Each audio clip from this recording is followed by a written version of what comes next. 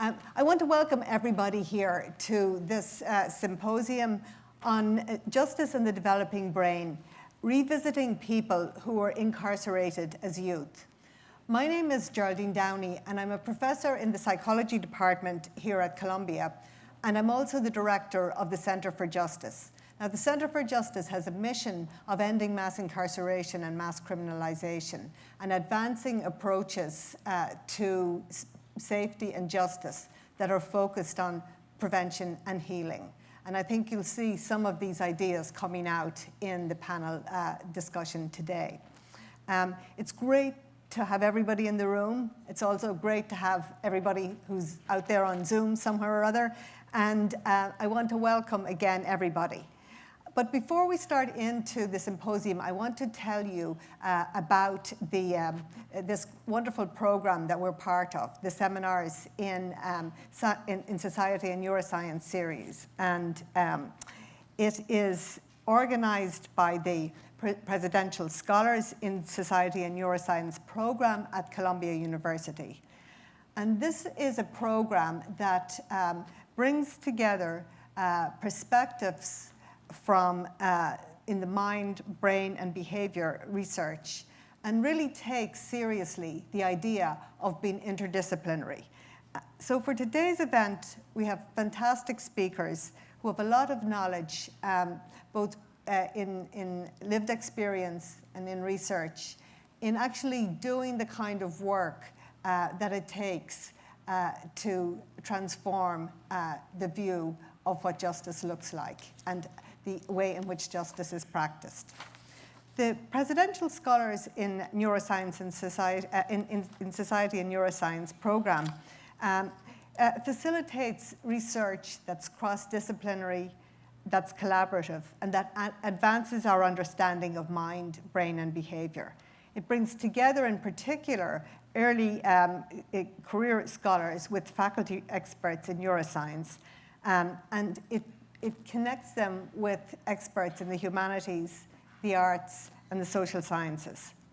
The program supports these interdisciplinary postdocs and their mentors, provides seed funding for research and seminars, conferences, and other events. The Centre for Science and Society, which manages this great Presidential Scholars program, is a hub for researchers, scholars, and practitioners who are working really hard to break down the kind of traditional barriers that happen when we exist in disciplinary silos, with the overall mission of enhancing public understanding and use of science. So the seminar today we're about to launch into, but before we do that, I want to tell you about the next seminar in this series, and that's on how AI is changing artistic creation, and it'll be held on October 26th on Zoom. So we hope you'll attend. You can find out more information about the upcoming events and about the Presidential Scholars Program on the website, and you can sign up for a monthly newsletter. And you can also get recordings of previous seminars on the website. And this is a special message for people who are joining via Zoom. You can participate in the discussion that will happen towards the end of the program by using the Q&A button located at the bottom of your screen. And you can also upvote any questions you see in the Q&A submitted by other attendees. So somebody with more proficiency in Zoom than me will be handling this part of the program. So now what I want to do is turn to the program. And I want to begin by telling you a little bit about what inspired this panel discussion today. And it was an op-ed in the New York Times by Judge Stephen Underhill. And it was entitled, Did the Man I Sentenced to 18 Years Deserve It? Judge Underhill had sentenced a man to a longer term than even the prosecutors had requested, based on what he saw as the serious harm that this person had done to the community. But he'd always wondered whether the man had turned his life around as he'd argued he would in the sentencing, or if his contrition then was a ruse for leniency. He went and visited the man in prison and found that he had indeed made good on his promise to turn his life around. And that inspired the judge to try to do something, to get the case to have a second look. But he found that there was absolutely nothing he could do. So he wrote an op-ed. And the op-ed argued for mechanisms to be put in place for a second look for people who received long sentences. Long sentences that were premised on an assumption about human development, that people don't change. Assumptions that our panelists today have shown are outdated. And these assumptions about the fixedness of human personality and have shaped our laws and our policies and practices for treating people who come to the attention of the criminal legal system. We have on the panel today people who have done some of the most transformative work in changing these outdated assumptions.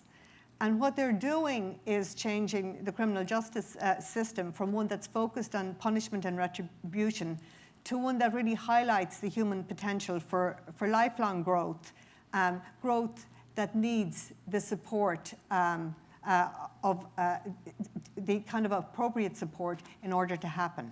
So the first of our panelists that I want to introduce is BJ Casey. BJ is the, maybe you can sit there, I don't know what we're supposed to do here, but so you can see her. BJ is the Christina Williams Professor of Neuroscience at Barnard. We're delighted that BJ has chosen to return to New York and to become our colleague here. And she had spent some time at Yale, but before that, she was at the Cornell Medical School, where she founded the area of cognitive developmental neuroscience. And amongst her many other contributions to science and society, she's been an extraordinary mentor to a generation of the emerging leaders in cognitive behavioral neuroscience.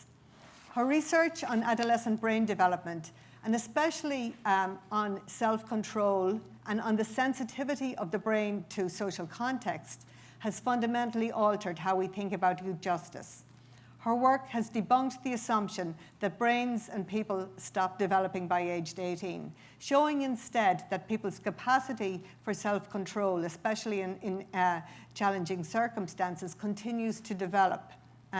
Even though people say it stops at 25, neither she nor I would agree with that. But the evidence that BJ has provided has helped convince the Supreme Court in the Miller ruling and others to prohibit mandatory life without parole sentence for most juveniles. And it's changing how youth and emerging adults are treated by the legal system. Next, I want to introduce you to James Garbarino, who is joining us from Ithaca, New York, by Zoom. James is an emeritus professor of psychology at Loyola University in Chicago. And like me, he's a product of Cornell. And I know Lynn, who's in the audience here, is also a product of Cornell. We were both students of Urie Bronfenbrenner, and James, unlike me, was brought back to be a professor at Cornell. And what we learned about from Urie was context, the importance of context, and how it matters for human development, good context and bad context. Jim has studied how children are affected by growing up in war zones abroad and in US urban communities where gun violence is a fact of daily life. He studied how family and community trauma shape children's development, influences the choices that they make under stress. He has studied how relatively advantaged contexts can change the trajectory of traumatized young people's lives. His work has taken him into prisons and courtrooms throughout the US to learn about the lives of men and women who had been sentenced to life without the possibility of parole as juveniles. And and who got the opportunity to have their cases reviewed as a result of the Miller ruling and others. In his book, Miller's Children, which I hope all of you will go out and buy and read, he draws on psychology and neuroscience to present a narrative of change that leads judges and juries to give people who entered prisons as youth a second chance. So thank you for joining us. So our next participant is John Adrian Velasquez.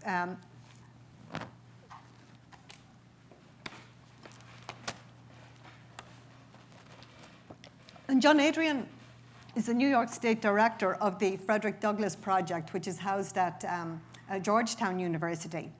This project, which is really offers a great experience, it facilitates genuine and respectful conversations between members of free society and prisoners so that they can learn from each other and form powerful human connections and transform both their own lives and society at large. John Adrian spent 23 years incarcerated for a crime that he did not commit. And throughout this time, John Adrian worked tirelessly to redefine the humanity of the men living inside prison through a host of innovative programs that improved the lives of everybody around him. I want to single out two of those programs. John Adrian was key to the success of the college program, and he was my teaching fellow in the courses that I taught as part of Columbia's prison education program there. He got people from pre-college to graduation, providing them through college with the best preparation for successful post-prison life. But his impact also extended to community youth, reflecting the commitment of so many men and women inside prison to preventing young people from following in their footsteps. With Sing Sing colleagues and his colleague Dan Slepian, John Adrian spearheaded the production of Voices from Within, which is a mini video, a documentary video that has been viewed by millions on the personal devastation of gun violence.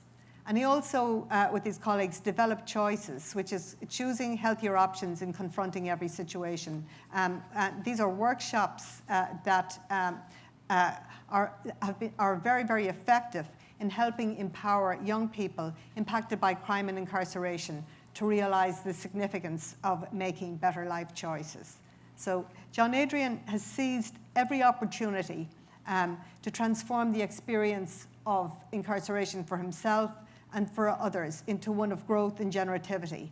And this earned him an early release via executive clemency just over a year ago. And this is unfortunately a very rare accomplishment. It should be given to many more people. Since coming home, he has sped up the pace of his work on justice policy reform, including through working on the Clemency Collective with Steve Seidman from CUNY Law School. And he'll talk a little bit about that, I hope, tonight. Okay, so our final panelist is Federica Coppola. Federica is a co-organizer of the panel, so I'm just introducing her, but she's a graduate of the Presidential Scholars in Society and Neuroscience program. And during her time at Columbia, she became a very valued colleague to us at the Center for Justice. And she also taught in the prison education program.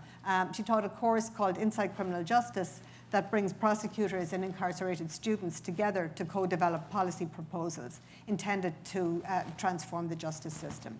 She's currently a senior researcher in criminal law at the Max Planck Institute for the Study of Crime, Security, and Law. But what she does is exemplify what it means to be a PSSN scholar. She came to the program with a PhD in law and a question: what would criminal law look like if it was founded on principles of human development and neuroscience? Would solitary confinement and social exclusion, for example, be prohibited as inhumane? Would there be an emphasis on supporting growth and development rather than on punishment? Would jails like Rikers continue to be a place of pre-trial detention for youth or for anybody? So I hope you will read her papers and her books and learn more about her perspective and how she wants to change the law. So now I'm going to turn this over to the panelists. They each are going to talk to you for about 5 to 7 minutes about their work on justice and the developing brain and person. And after that, we'll have some questions for the panelists, and we'll open up to the general audience. Okay, so BJ, do you want to go first? Sure, I'll start. And it's wonderful to be here and to be with such a broad perspective and group of people. I'm a bit humbled to be here to think about what each of you have done. I am just a neuroscientist. So what I have tried is for my neuroscience to have an impact on our legal system so that we can call it a just system, a justice system. When, as a neuroscientist, I'm interested in the brain and behavior. And I'm particularly interested in how the brain and our behavior changes over time and changes with development. And in the past 2 decades, I've really been focused on this amazing time of our life, and that is adolescence. It's a time when we show enhanced learning, we're exploring, we're testing boundaries, but it's also one of the most demanding periods of our life. We're challenged intellectually, physically, sexually, socially. And so in my work, I've come to the conclusion that our brains have really evolved for us to expect those challenges. And unfortunately, it can also put us in unfortunate circumstances as we learn more about our environment and who we are in society. I also, quite frankly, started to focus on the adolescent brain when my son became an adolescent and began to test rules, laws, and society. In fact, he told me when adolescence ends, really, it's defined as a transition from childhood to adulthood, where you're less and less reliable on a caregiver. And he said, if that means financially, we still have a way to go. He's 27, but he tells me it's not too much longer, not too much longer. But I really got tired of journalists and my colleagues too often saying that adolescents do what they do because their prefrontal cortex is not fully developed, and really describing young people as if they were a defective car with no brakes, no steering wheel, just an accelerator. And now we all have experienced, or ourselves, or watched this in others, where that description may seem like it holds true. But if it were all about an immature prefrontal cortex in terms of youth often taking risks and finding themselves in harm's way, then children should be even more risky and engage in even more aberrant behaviors. So much of my research is focused on when can they make good decisions, and what are the circumstances in which they tend to make bad decisions.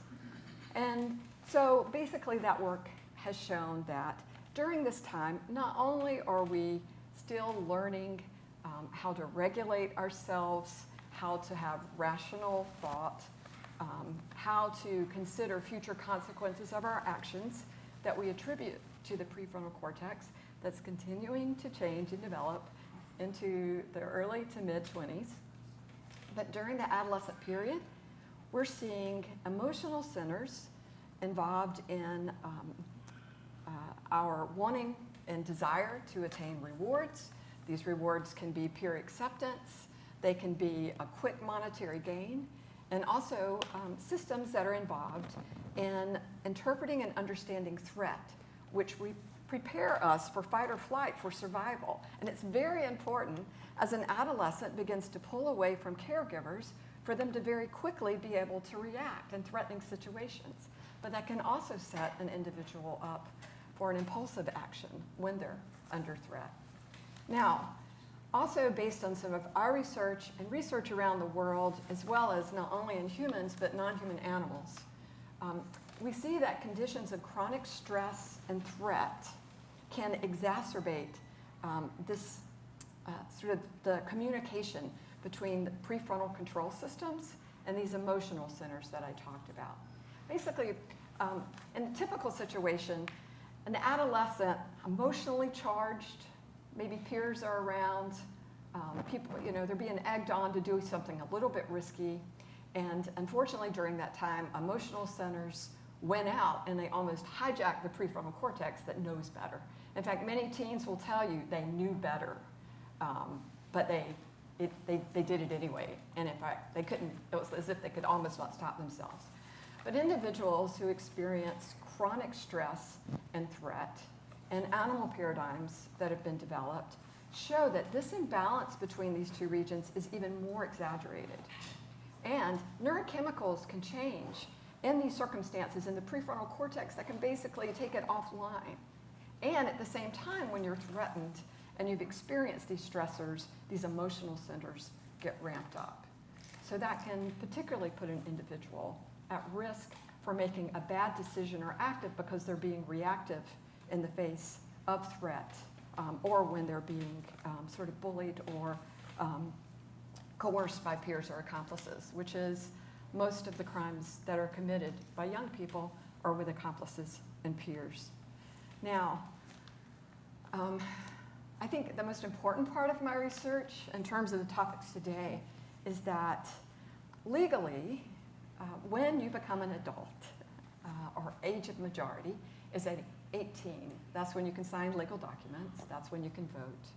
But what we know from our research, and again, research around the world, so much scientific evidence, is showing that the brain and behavior continues to change actually throughout the life course. There's not anything that we do that's not represented in a slight change in our brain. But you see huge, functionally significant changes in the developing brain right on up until the early to mid-20s.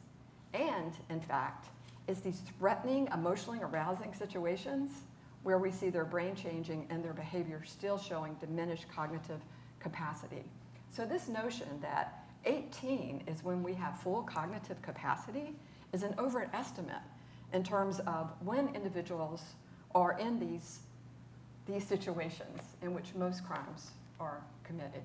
And so as a scientist, it's an obligation for me to continue to do research that informs law and policy in our treatment of young people, but also for me to take part in helping to educate the public, also policymakers, and it's also important for me to talk to staff on Capitol Hill, state Supreme Court courts, as well as federal judges, which I try to do routinely. So that's why I'm here at this event tonight.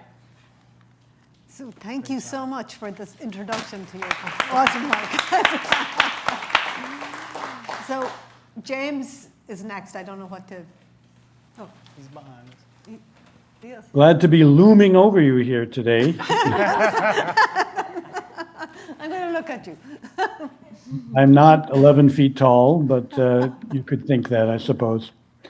I'm very glad to be here. Geraldine is somebody who I found incredibly useful in my own work, and you'll hear in a minute how that sort of comes to be. As you heard, I'm a developmental psychologist, coming up on the 50th anniversary of my PhD from Cornell next year. Throughout my career, I've always had one foot in academic life as a professor, and the other foot in various places in the world. For quite a period, a lot of that was in war zones around the world, refugee camps, that kind of thing. But for the last 30 years, I've done work as a psychological expert witness in murder cases around the United States, death penalty cases, juvenile cases.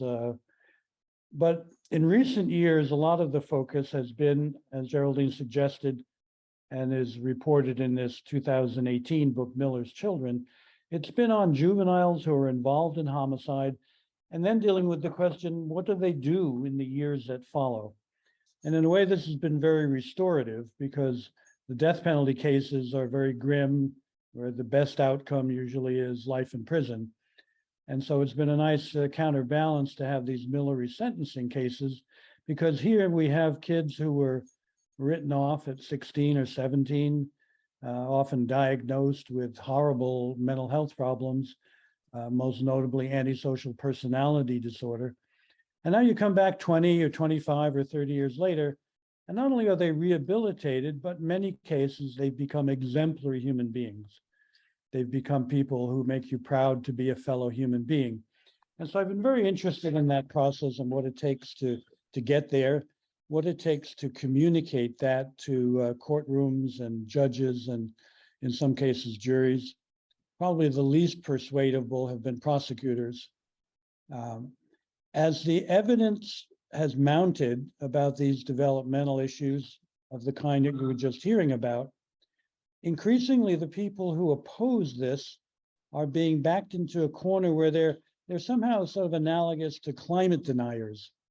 You may know there's a psychiatrist, Michael Wellner, who has a group called the Forensic Panel.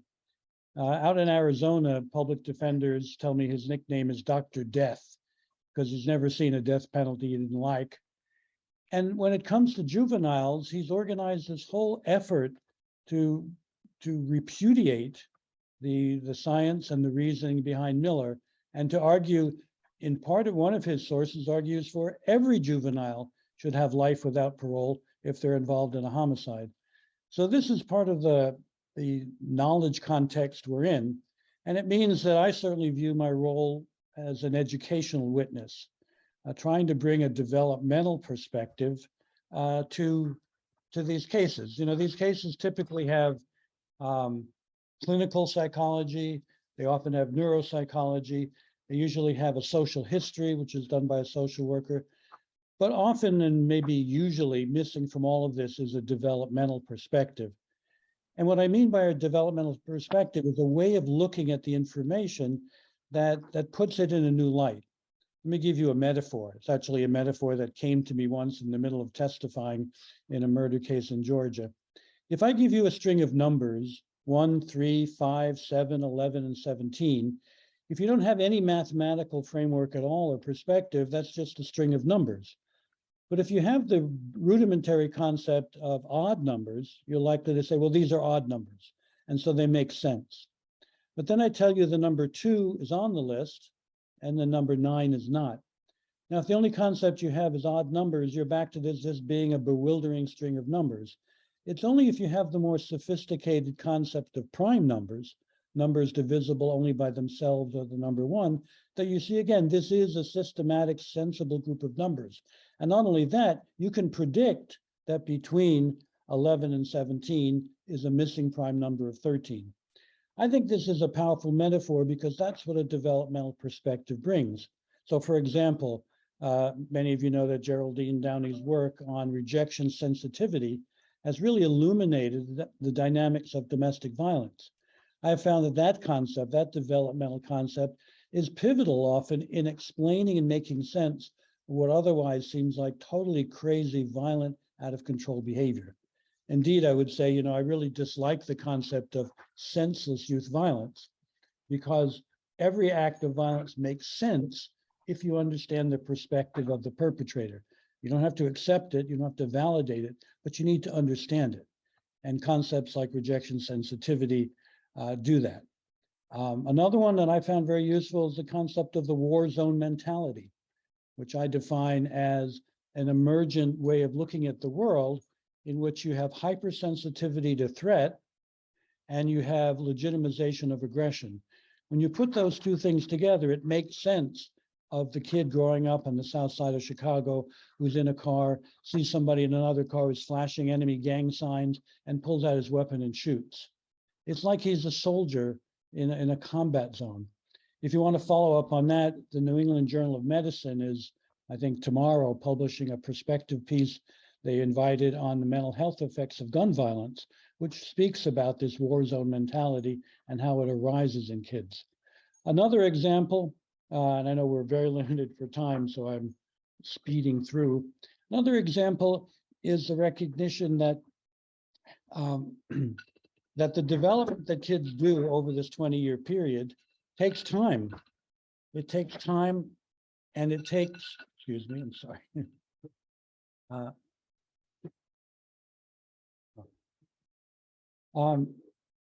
And actually has sentencing implications. In my experience, it's very important to understand which youth you're dealing with. That some youth, their involvement in a homicide reflects a temporary crisis, a kind of adolescent crisis. You know, if they're diagnosed with something, it's often going to be late onset conduct disorder. And the good news is that they tend to recover relatively quickly. They don't need a long period of time. They need support, they need intervention, they get back on track. But I'm concerned that we ideologically think every kid is like that. And in my experience, a lot of kids, maybe most of the kids involved in homicides, are not like that. They have accumulated enough damage developmentally through the trauma they've experienced, through the abuse, through the neglect, through the racism, through the social deprivation, that they need an extended period of time to recover. They need time to get to the point where they have something resembling a mature brain, and then they need time to use that brain on behalf of maturation and positive transformation. One of my concerns as a developmentalist is that we look at these developmental processes in context, and that we do so not driven by ideology, in the sense that if we have questions like how long should juveniles be sentenced, I think the answer, and Yuri would love this answer, is it depends. It depends on who they are and where they are and what their social address is.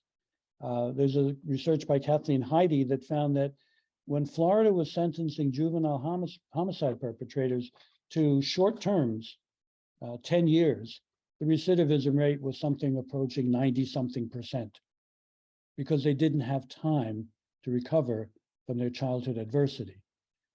As opposed to a recent study on Miller cases where guys were released after 17, 18, 20 years, where the recidivism rate is close to 0. So just to get things rolling, I think that's what I would start with, the developmental perspective in ecological context, and with an eye to what the knowledge is stripped away from what our ideological presumptions would tell us. Thank you. Thank you.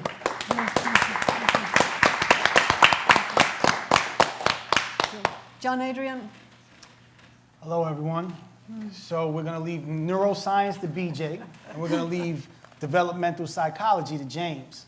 And what I'm going to talk about is the experience, right? So as Professor Downey had stated earlier, I spent 23 years, 7 months, and 8 days incarcerated for a crime I did not commit.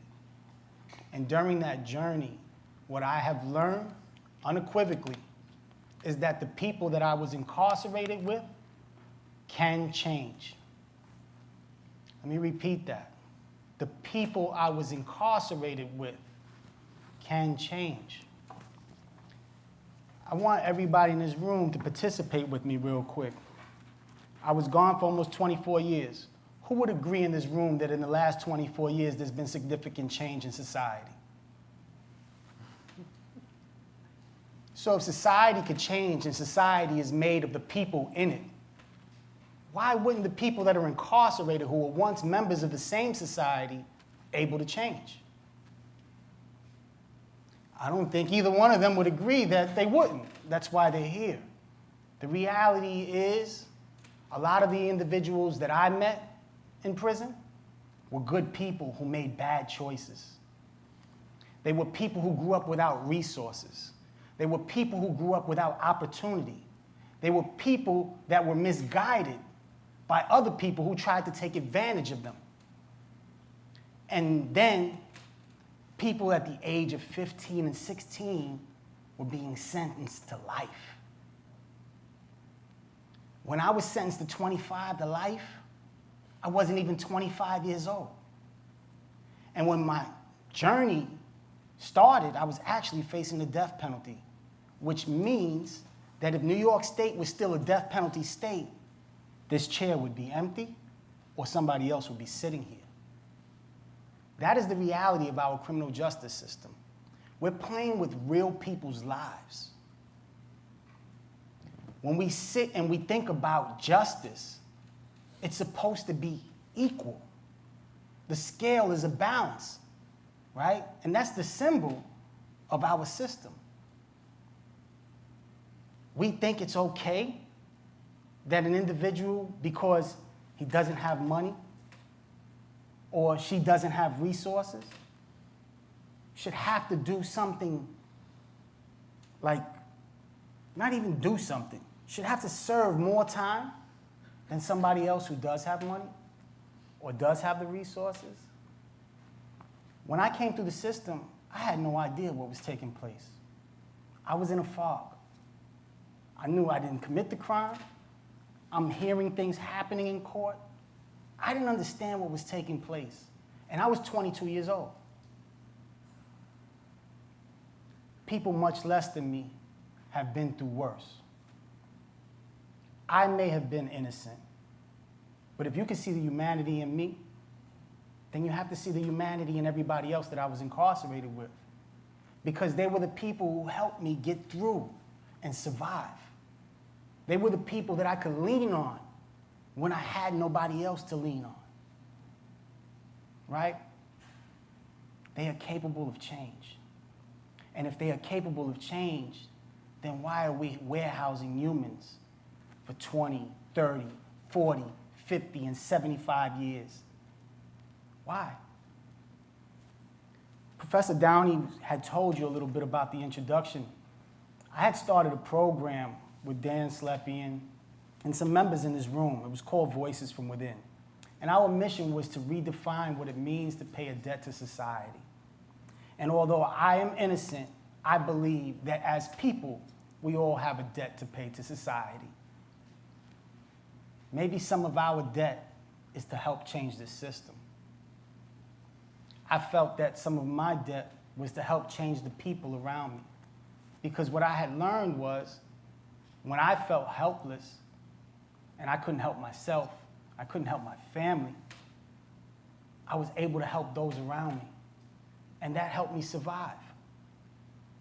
And in the work that we were doing, the people that I was with wanted to do the same exact thing. They wanted to help others. And some of them wanted to go beyond the walls of oppression that contained us. So we got together with Dan Slepian, a supervising producer from NBC, and we were able to project our knowledge to society through the medium of media, right? And essentially what we have come down to is that life is simply a series of choices. Can anybody disagree with that? I'd be willing to argue with anybody in the room. Life is simply a series of choices. Every day we make choices, and those choices impact our future.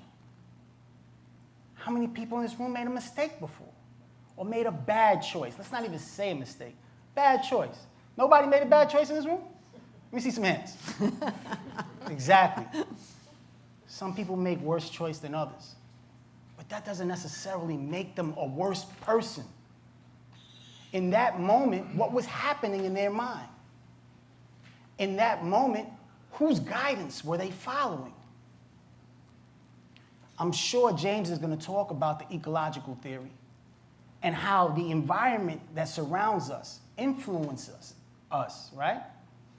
So there's a lot of these young people who are growing up in a gang culture. I was just having a discussion with several men that I did time with, and one of them said, culture eats strategy for breakfast. So at 16 or 17, 18 or 19, even 20, 21, 22, and 23, you think those individuals were capable of making life decisions at that point? She said her son still needs money and he's 27. Let's pay attention to this. It's real. The work that we have done, whether it was the Center for Justice when they came to Sing Sing and offered courses that really educated us, whether it was Hudson Link for higher education in prison that I decided to work for because I believed so much in the program that gave us degrees in behavioral science, whether it was Voices from Within, who created a platform for individuals to talk about choices and consequences. We partnered with the mayor. We partnered with the mayor's office. We partnered with NYPD. I've sat with numerous public officials who supported my clemency. I've sat with numerous professionals and legal advocates while I was incarcerated. And we worked together to change the culture inside and outside. So again, the people that I was incarcerated with are capable of change. And what we found was that usually within a 10-year amount of time, after that, everything else was wasted time. I used to sit and talk about the importance of time because time is essentially the measurement of our humanity, right? How much time do we have on this earth? That is the main question we always ask, right? And what we do with that time is very important. But when an individual at a young age is being sentenced to life, what can that person possibly do with their life after that? There has to be a change in how we view this. There has to be an opportunity for an individual to demonstrate the change that they had, particularly when they were young. And why? Because if an individual has less culpability, right, in the decisions that they're able to make, then they should have less culpability in the consequences they face as well. Thank you. Thank you, David.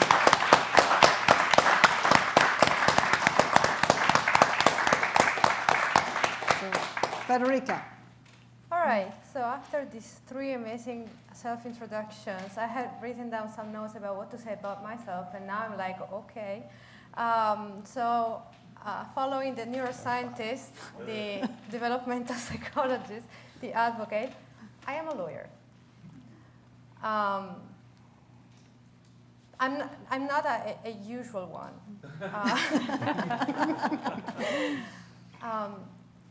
So for me, it was just amazing to listen to BJ, Jim, and JJ about their non-legal perspectives about justice, about what should change to the system, about what science can teach the law and the justice system, how the perspective of people who have gone through the system can provide insights that otherwise lawyers would never consider.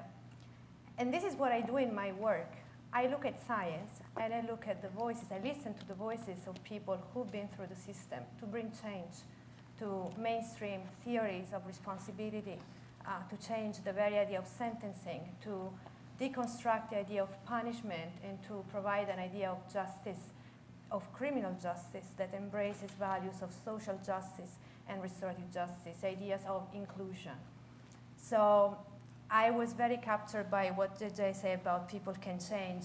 It is the key, the core concept of my first book, The Emotional Brain and the Guilty Mind.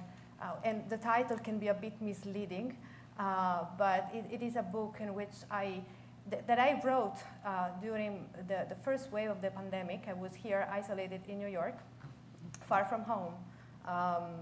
And it is a book in which I put my heart and soul.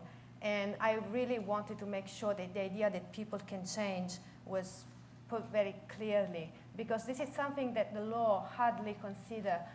The justice system in some countries more than in others implements long prison sentences, life sentences. In this country also death penalty. And these kinds of harsh sentences are deeply rooted in the legal assumption that people cannot change, in the idea, in a static model of the person. And in my book, I precisely challenge this idea of the person, and I use science to do that. I look at studies about neuroplasticity, about the fact that the brain can change, and now we know, and BJ can confirm, that the brain can change also after adolescence, so people can change throughout the entire course of their life. And this is an insight that from a legal standpoint is absolutely illuminating. It challenges so many assumptions. It challenges so many doctrines, so many ideas of punishment grounded in retribution and incapacitation and deterrence, and leads support to ideas of justice that embrace inclusion, social connections, social rehabilitation, social reintegration, all ideas that are deeply connected to human and fundamental rights, because these notions are out there. They do exist in international treaties about human rights, so it's not something that do not exist or nobody has ever thought about. They are there, and it's amazing to see how science provides an amazing support to all these notions. On the other hand, the difficult task for me as an interdisciplinary legal scholar, as I like to call myself, and I thank the PSSN program for having taught me so much about my interdisciplinary nature. There is a mantra in law that says we cannot derive normative conclusions from empirical premises, which means that just because science says something about human behavior, that does not necessarily mean that the law has to take that knowledge into account. I want to give you a very practical example. It is a topic that it's deeply dear to me, which is solitary confinement. I am, as you can imagine, quite an opponent to solitary confinement, and I'm working hard. I've been working hard about finding constitutional avenues for finding solitary confinement as per se a cruel and unusual punishment, quoting the Eighth Amendment language. We know that extreme isolation is damaging. There is a huge body of knowledge that living in extreme isolation, even for short periods of time, entails so many psychological symptoms. It can lead to severe mental issues. And now we know that extreme isolation damages the brain.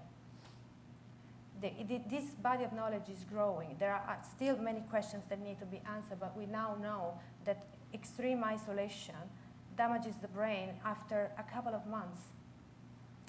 Solitary confinement is fully constitutional, not only in the United States, everywhere. It exists. There are, in theory, time limits, but we know that these time limits are quite often not respected. People spend years in extreme isolation. Extreme isolation means that people who are under this regime spend from 22 to 23 hours alone in very small spaces, very, very tiny cells with sporadic interactions with correctional officers. And in some facilities, there's not even natural light, there is just artificial light. Now, during COVID, we were all isolated, and we were all undergoing certain effects, some people more than others. But still, we were surrounded by our own belongings, we were in our apartments, we could reach out to our people by phone or via Facebook, for instance. Can you imagine if you didn't have that? How does that feel? Now, the fact that we know that solitary confinement can be extremely bad doesn't change its legitimacy. There are still penological reasons why this kind of measure still exists, and is still fully constitutional. There are certain constitutional standards that the Supreme Court established over the years for finding a condition of confinement cruel and unusual that tends to discount, for instance, mental pain. Physical pain counts, mental pain is quite hard to prove. So the kind of work that I do is that of looking at brain science and say, for instance, hello, mental harm is entirely physical, because mental harm entails primarily a damage to the brain. So it's something that happens in the brain. It is physical. It has physical reality in the brain. So solitary confinement, a measure like solitary confinement, because it entails this kind of damage in the brain, entails a physical pain, and therefore it meets the standard for raise an Eighth Amendment claim. So this is the kind of work that I do. I try to make sense of science under legal standards and possibly to change the law. So the kind of impact that my work is having, or I think that it's having, is twofold. It concerns first law in books and then law in action. So law in books, it means that I produce scholarship, I publish articles, I publish books, I give lectures, I give talks, and I try my best to spark discussions with legal scholars. There is still resistance amongst legal scholars about the idea that science can make change, or about, more broadly, making change to certain deeply rooted ideologies like retribution, incapacitation, punishment more in general. And so my work is that of challenging and change that, is to provide legal arguments grounded in science to prove that there are better and more effective ways to deal with crime, ways that do not entail punitiveness, social exclusion, isolation, but rather embrace social inclusion, social rehabilitation, and reintegration. And when it comes to law in action, as a legal scholar, I try to also reach to those who are in the position to make decisions, legal policymakers, judges, prosecutors. The work that I did, thanks to Geraldine, with prosecutors at Edgecombe facility, that for me was illuminating as a legal scholar, because it not only showed me how science can make change, can lead these people change their mind about how they view the people that they send to prison.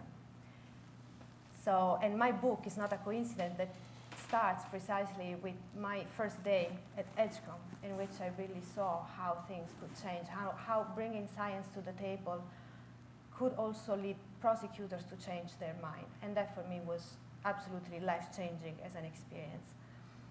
And so that's what I also try to do with my work. I try to reach people who are in the position to change their mind and design policies that and formulate alternatives to crime rather than just incarceration and punishment. So moving to the topic. So Geraldine and I decided to do something a little out of program, so I'm going to ask the questions. So,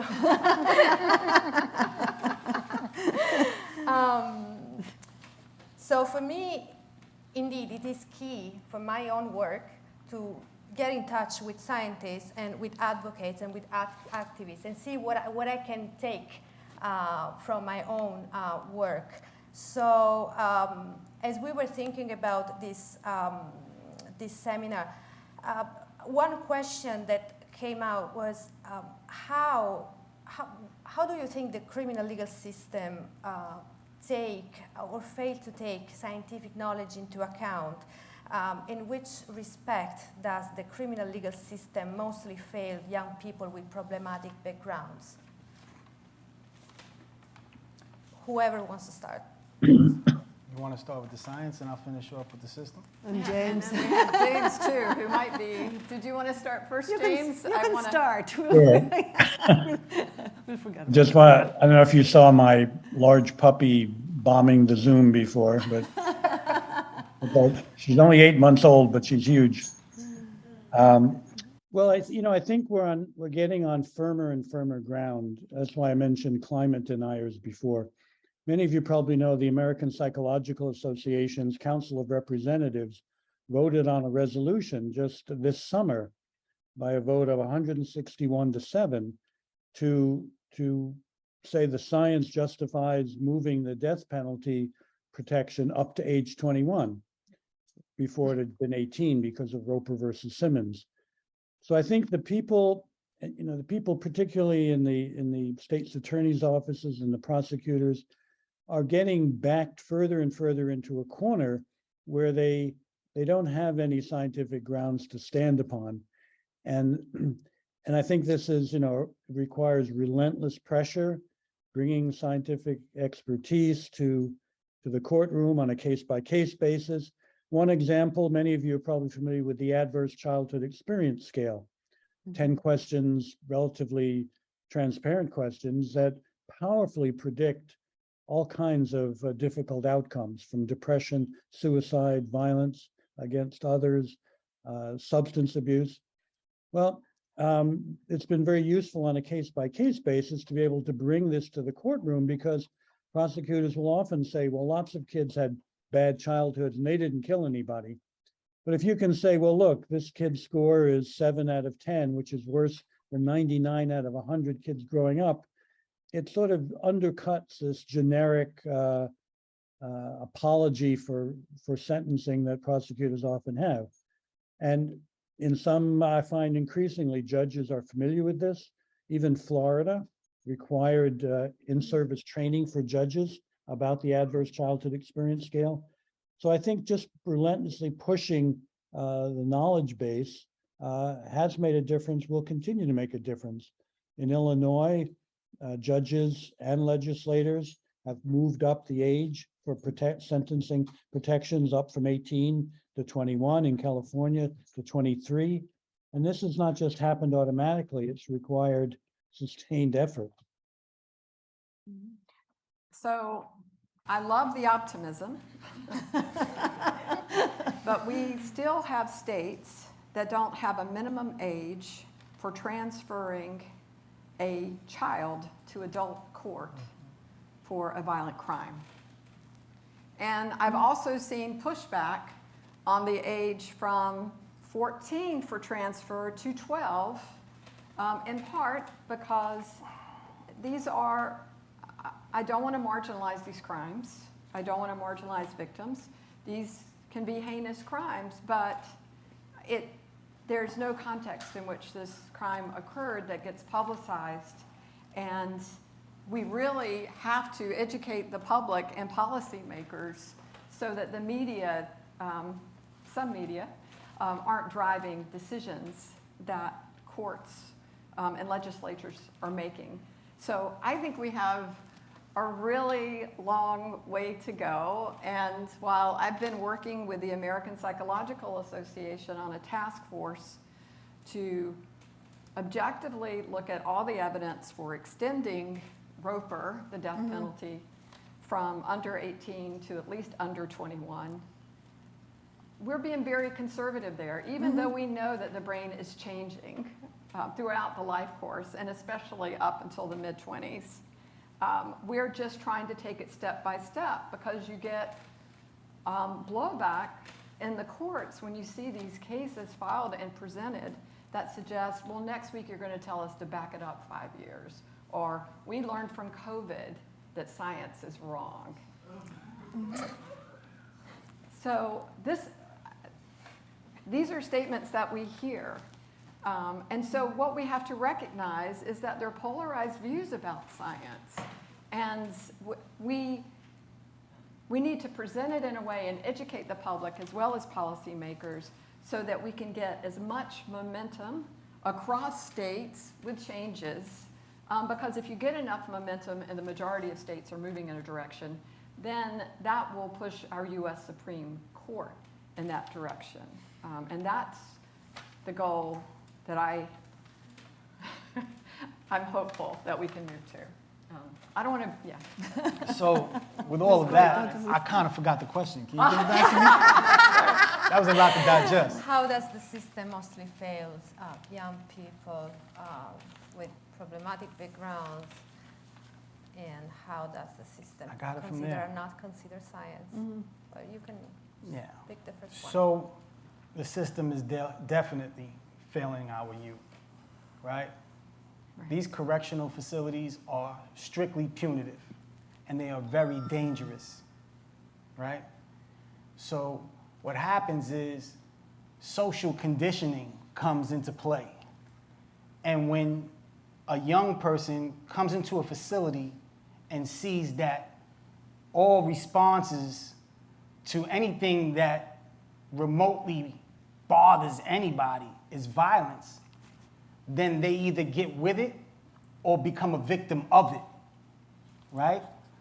And through social conditioning over time, the way individuals deal with confrontation inside prison, when they come home and somebody bumps them in a train, or somebody starts an argument over cutting them off on the street in a car,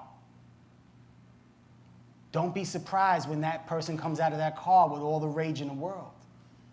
Understand that confrontation inside of these facilities is life-threatening.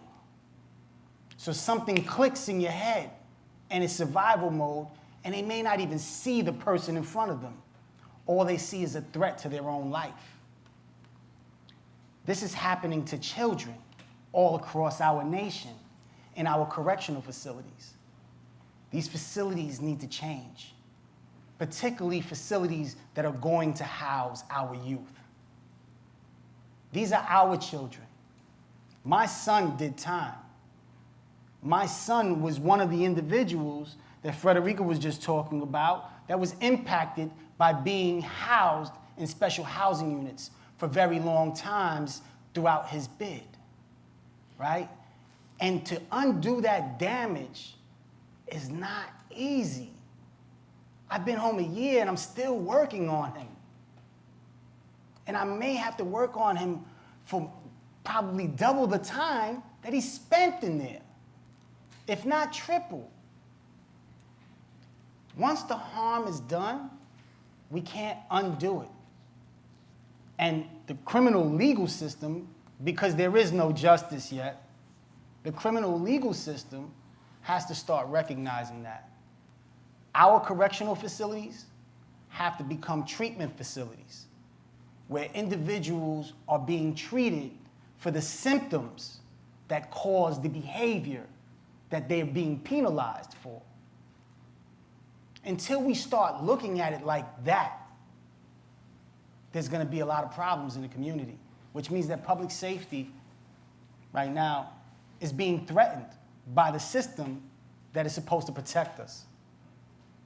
For over 10 years, national recidivism rates peaked over 50%, which means that our system is failing miserably.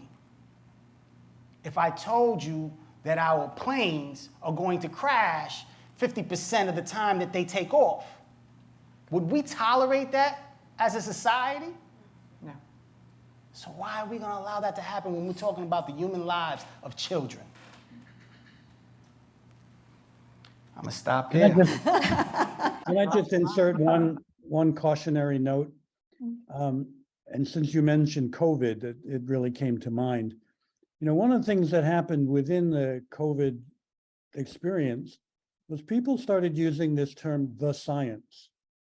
And using that term, you know, within the context of COVID meant anything other than the main line was considered illegitimate even for discussion. And now we're seeing, you know, 2 years into it, 3 years into it, that some things that were said that were banned from public discourse turned out to be true about vaccines and the success rate and so on. And I do think we need to be careful about, because science is a process, it's not a product. And it's always important to keep the tentative nature of findings. It gives us a sort of humility, and it allows, you know, obviously it allows people to have a different view, which may be very inconvenient. But I think in the long run, the more we can promote a scientific perspective on it, rather than saying, here are the things, here's the science on this topic, I think it'll be more persuasive in the long run, because there's nothing more disturbing than being told this is a fact, and then a few years later, it turns out, well, there was another dimension to that. I mean, for example, you know, you have general facts like 30% of kids who have conduct disorder problems at age 10 will become serious violent delinquents. But that obscures what is much more important, which is in some neighborhoods, it's not 30%, but 15%. And in other neighborhoods, it's not 30%, but 60%. So nobody lives in America, everybody lives someplace. And that's one of the implications of this ecological perspective, that you have to understand these processes may work somewhat differently in different social contexts. And that's one, you know, very, very clear example. There are many, many others. And again, if you take a look at that New England Journal of Medicine piece that just is coming out, it has some other contextual examples that I think you can find very useful moving forward. Okay.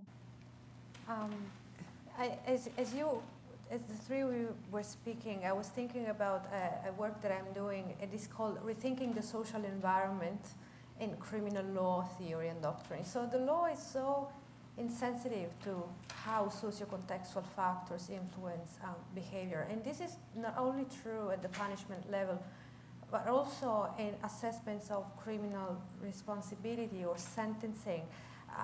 There is a lot of discussion about that, about how we can rethink of criminal law notions of culpability by also including social factors. And it's very, I mean, listening about how powerful that can be, it is so frustrating from, as a legal scholar, that the law is being it's been largely insensitive to this body of knowledge, which has been there for centuries. So that the environment influences behavior has been quite consistently demonstrated across different scientific disciplines. And for some reason, the law has stuck with this, Craig Haney would call it the crime master narrative, that it's entirely individualistic, that people do what they do because they make just bad choices. So there is the locus of our behavior is just within us. It's just an intra-psychic matter, and the environment does not influence. So, and this is precisely the reason why we still have harsh measures, harsh penalties out there. So I want to move to that, and I want to move to the landmark decisions, the Supreme Court landmark decisions, Roper, Graham, and Miller, which I've been analyzing for a while. So the Supreme Court seemed that he was doing good by categorically banning death penalty in Roper in 2005, and then left sentences for crimes other than homicide in 2010. And then in Miller, it confirmed the illegitimacy of life sentences for also for homicide crimes, but in the rare cases of adolescents, of people who appear to be irreparably corrupt. So according to the Supreme Court, there are rare people who, based on criteria that I'm sure BJ and Jim will be happy to share with us, there are rare people who apparently cannot change for the better. So they are irreparably corrupt. So, and the Jones decision has confirmed that even more. And what struck me about this decision, the majority, for the first time, the majority never mentioned science. The majority opinion in Jones never mentioned science. Which year was that? Jones, 2021. Yeah, 2021. So I would like to hear more about the background of these decisions. What does, according to you, how the Supreme Court was understanding irreparable corruption, and more broadly, even assuming that life sentences, mandatory life sentences are categorically abolished, they are still an option. So they can be still an option in some cases.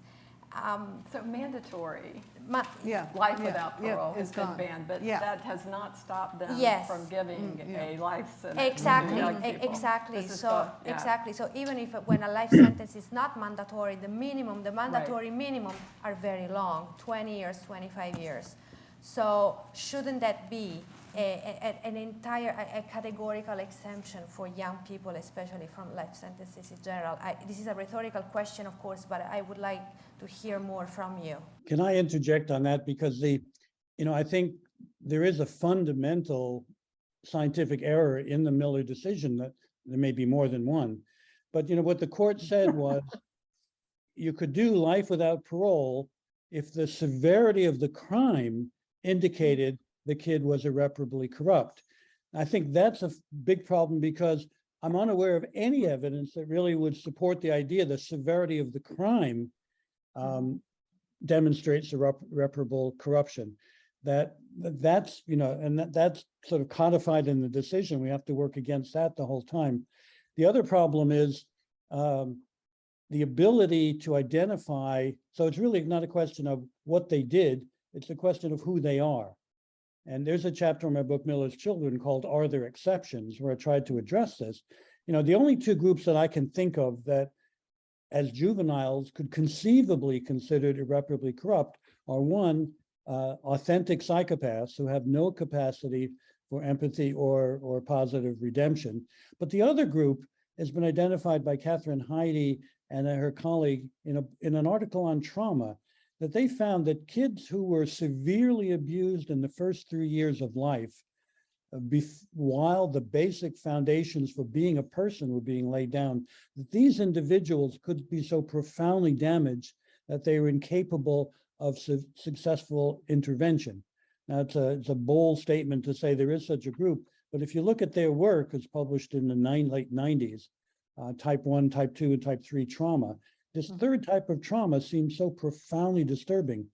I've worked on cases like that where one clue to it is you have a guy at 30 who has 18 diagnoses in his file from clinical psychologists and psychiatrists, all of them missing the point that what he really was so profoundly abused as a very young child, he never had a chance at forming these basic human resources that we need for rehabilitation and resilience later on. I would like to interject on that because I think when we start talking about individual trauma as opposed to the empirical evidence from science, which is based on groups, so it's not all or none, but when we start talking about such devastating trauma or even psychopathy, which Ariel Baskin-Summers is beginning to show that there may be ways to target and change behaviors in these individuals. But if we use that in court, then it will move from making a decision about all young people as a group with a policy, and instead we'll take it case by case. When we take situations case by case, there is room for subjective bias, and we know who is going to be on the receiving end of that bias. It is going to be Black and brown youth.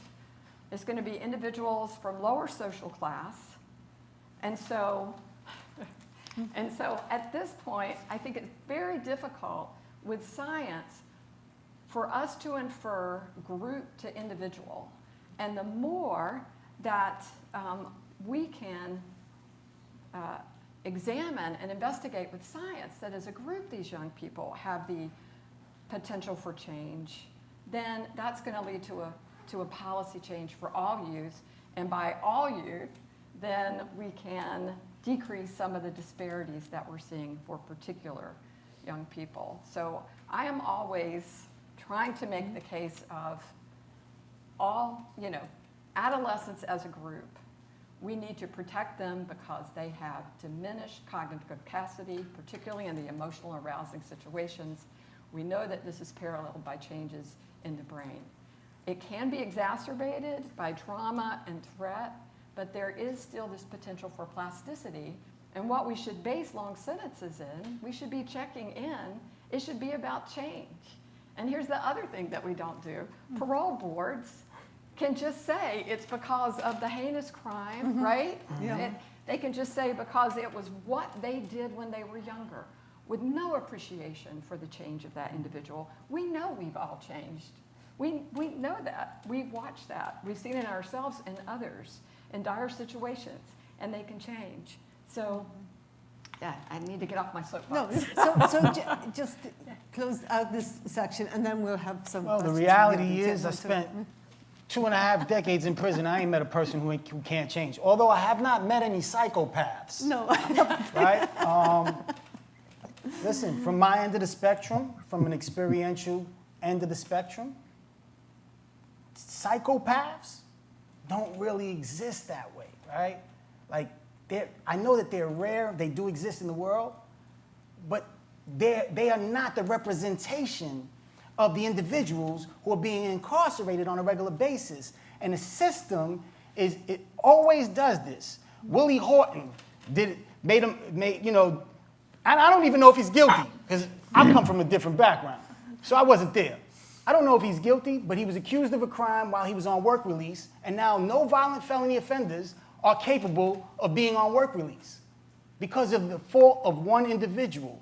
So this person who can't change it's got to be less than 1% of the entire prison population in the United States. We cannot judge children based off of that. And they don't have a right, whether they are scientists, whether they are judges, whether they are whoever they are, they don't have a right to make that determination and then try to put a landmark case out and make everybody fall under those categories, or choose and select when they want somebody to fall under those categories. That's not how it works. We're talking about human dignity. We're talking about people. We're talking about real lives that matter. This system's twisted, man. Sorry. Okay, so I think we all agree on that. So we have 7 minutes for questions. Thank you for being provocative. Oh, you're going to do Yeah, this. this Good. is on, right? Yes. I'll be real quick. How do you predict if somebody's going to change or not? I mean, you said 1%, but I don't think so. 2, Supreme Court's 6-3 now. How I mean, it's going to be there for the next 20, 30 years maybe. So how do you see it, the conservative? So that's what I meant by when the majority of states, I'll take the second question, when the majority of states are moving in a direction, then there's pressure on the US Supreme Court to make a decision with society. This is our hope, that we just take it state by state. In terms, so, and we can also talk about impeachment. So the other is when you have such a small percentage of individuals, there have been longitudinal studies of youth with psychopathic traits and extreme behaviors. And of those, and Arielle Baskin-Summers, I've mentioned her again, a colleague at Yale, of those, in terms of the diminished in those extreme behaviors, it was about 10%. But what we're finding is with the right treatment, you get even more of a decrease. And the problem is the type of people that James is talking about in the sort has not gotten the right support or opportunities, and they're definitely not getting that when they're incarcerated or detained at Rikers Island. We've had so many deaths there of people who are in their 20s, most of them confirmed suicides, and they haven't even been found guilty of a crime. That's right. But that's Could I ask if we could bring several questions to the floor? So you're next. I was just listening to this conversation about when you mentioned parole, and what I was thinking about, I don't know if this is a question or a comment, but the idea that these laws, you're talking a lot about laws, that all these laws can be on the books, but the lack of empathy and human dignity in the system and parole boards and the such is really the divide from what you're saying science is to what actually exists. For me, my one experience, I've known John Adrian, JJ, for 20 years and have seen how the law has contorted itself to keep him in prison. I was in Angola prison with Henry Montgomery, who was the successor to Miller decision, made it retroactive. Henry Montgomery was locked up the month that JFK was assassinated when he was 17 years old in 1963. And I met him when he had been in prison for 55 years. Hundreds of people had gotten out of prison because of Montgomery, but Montgomery was still locked up. And he had a perfect record, and he is a beautiful human being and a gentle man. And the day we were there was a parole board, and there was 3 people on the parole board, and at the time it had to be unanimous. And first one, Mr. Montgomery, go ahead, enjoy your life. Second one, Mr. Montgomery, hope you have. Third guy, Mr. Montgomery, think you need more programming. Denied. That guy was a physical therapist. His part-time job was on the parole board. And Mr. Montgomery spent 2 more years in prison. And he got out, we were there when he got out last year. But my point is that for all of these conversations in the science, you need the people who are actually making the decisions to focus on these issues that you're talking about, because those are the people that are making the decisions who's getting out and who's not. It's not the lawyers who's are going to, with all due respect. That's exactly right. So Arielle and I have actually helped to come up with questionnaires and manuals for parole boards where they don't just say yes or no, where there's no accountability. They have to say, has there been change in this, or this? And if there's been change, then they have to be accountable for a decision to say, no, I'm not going to parole this person. But it's a slow process. I agree, it's not. And I didn't even know that he'd gotten out. It's just been a horrific case for Montgomery. So let's take a couple of questions. Yeah. And then you can talk. I would like to ask about some of the assumptions that we are making about why the policies are made. And because we've been talking about the one side, which is trying to change people for better and restructure. But on the other side, what do you think about the way of putting a higher barrier for people to making the decision of committing these crimes? And at the end of the day, when you make these policies, and put high years in prison, what you're making is the trade-off between committing a crime and not doing it could be that higher barrier that I'll spend more time in prison. So yeah, what do you think about both sides, both the reconstruction and... Okay, hold on. We're taking more questions. Oh, so we're just taking the questions as opposed to answers, sorry. sorry, yeah. Hello?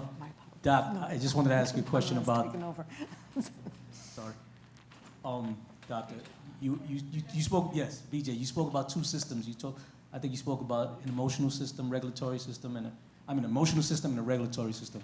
And I'm just curious, like in an average 18-year-old, do those two systems age at the same time? Like, so if, for instance, if an 18-year-old has an 18-year-old regulatory system, is his emotional system 18 years old, generally, or do they age differently?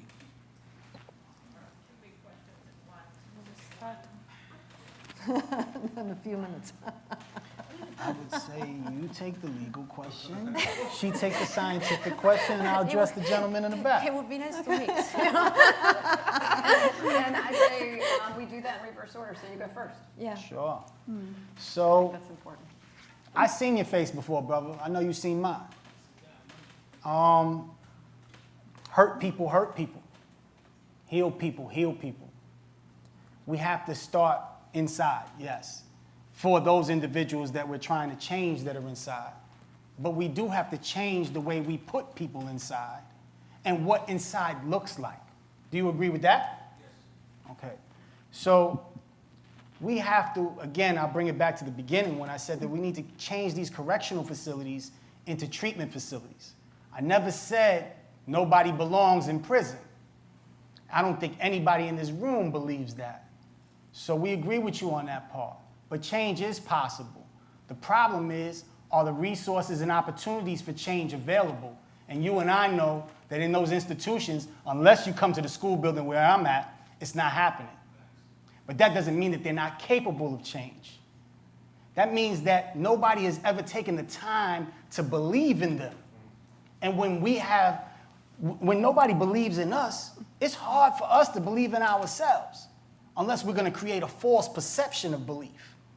The reality is, when I've taken the time, and I've come across some of the hardest criminals, when I've taken the time to really work with an individual and show them, I'm here for you, I believe in you, I know you can change, and I'm going to show you how, the majority of them have taken that and said, I'm going to roll with you. I've taken people out of gangs. I've taken people from the yard and put them in school, and they stayed there. And a lot of people didn't believe that they could. A lot of people didn't believe that my son can change his life. I predicted what was going to happen to my son from a cage many years ago, decades ago. I came home within 9 months. He was on the run when I came home. Within 9 months, I got him to turn himself in. He's back on track. He's got a job. He's working legit. He's out the streets. Huh? Nobody thought he was capable of change. I sent all kinds of dudes that came home from prison. Yo, holler at my son. It didn't work. He needed me to believe in him and to show him that there was a community right here on this campus that would believe in him. And that changed him. The thing is, we can't change anybody. Everybody has to change themselves. They just need a pathway, and we need to start providing it. That's where it starts.